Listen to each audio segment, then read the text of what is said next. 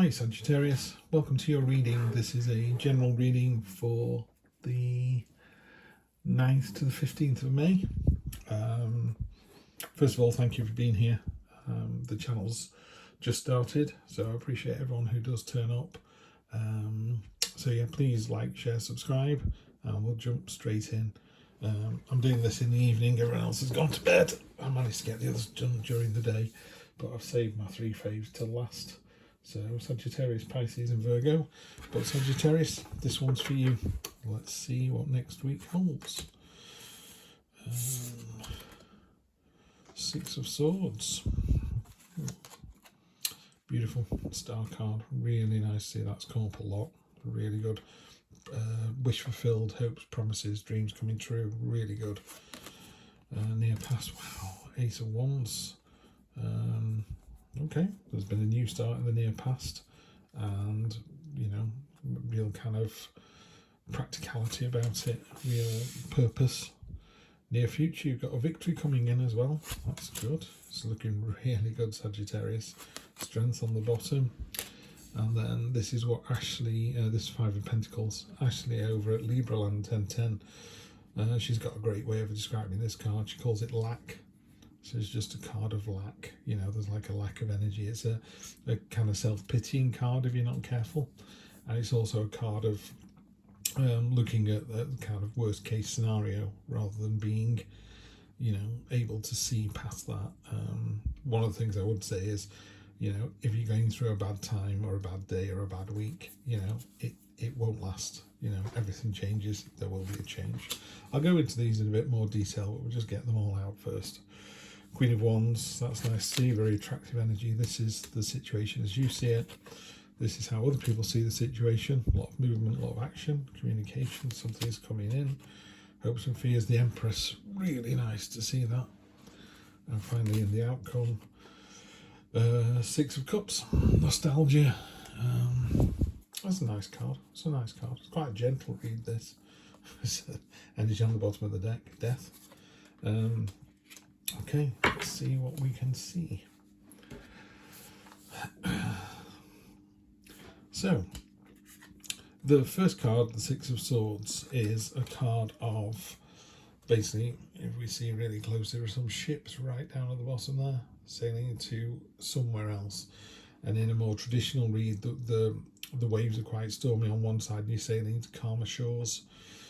I think this is kind of, these are your burdens, they're old, they're worn out, they're not serving any purpose, but you kind of taking them with you. They're still at the forefront of your mind. You need to let those things go. They don't serve you anymore.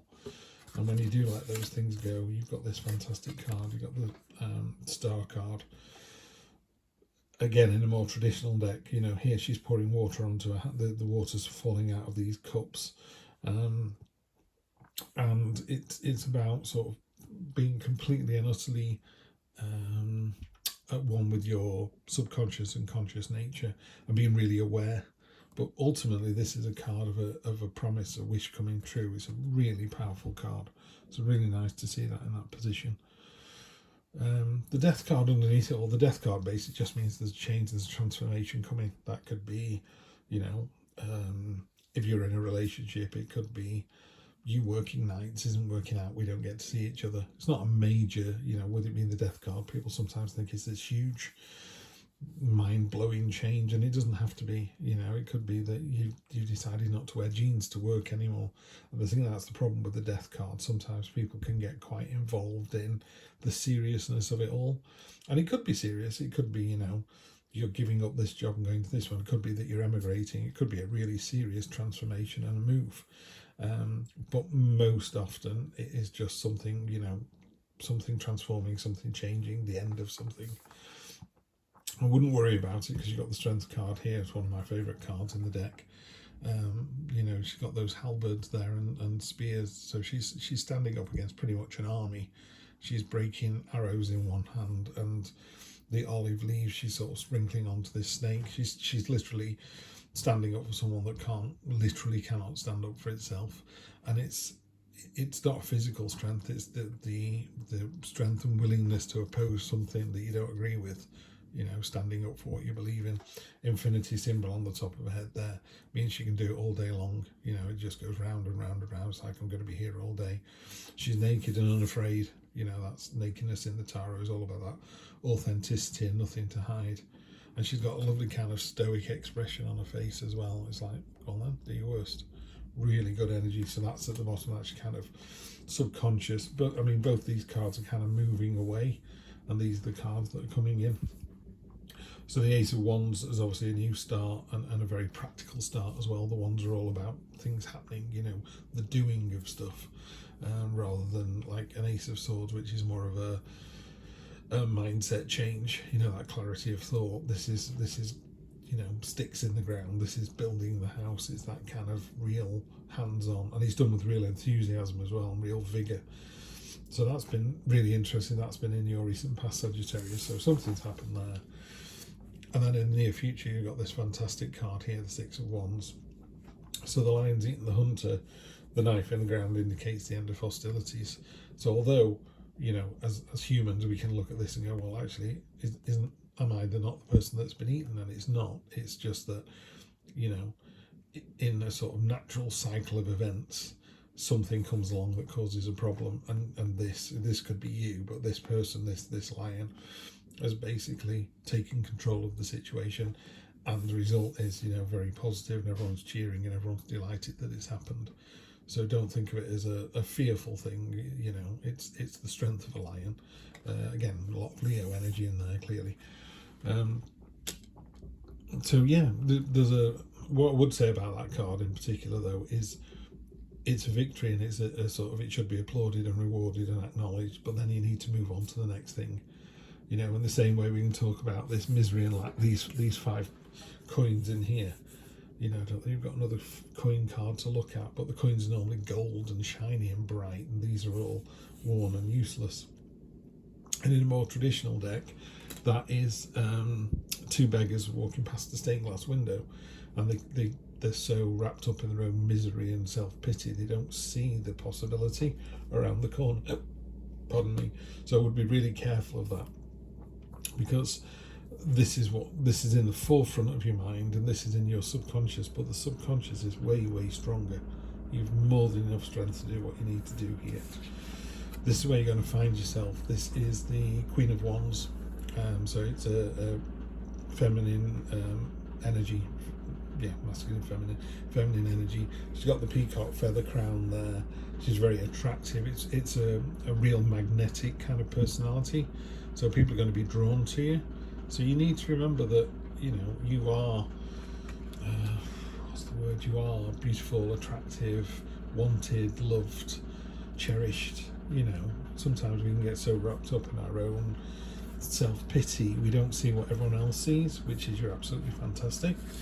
And other people see the situation, there's a lot of action, there's messages coming in, it's a communication card. Something is going to happen next week, big time. And then the card here, hopes and fears. Oh, sorry, I'm really stretching for that one. The Empress card, great card of abundance and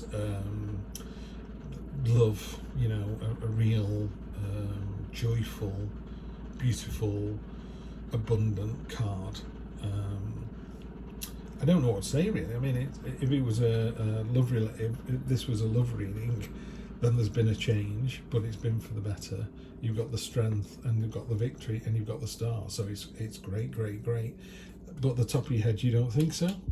But the actual reality of the situation is it's really good. One thing this card does talk about is it's a motherhood card as well. So it's nurturing, caring, and again, if you were hoping to get pregnant or have children, then this is a really positive card to receive. And if you're not planning that, then obviously you need to take the necessary precautions. We're all grown-ups here, but you know what I mean.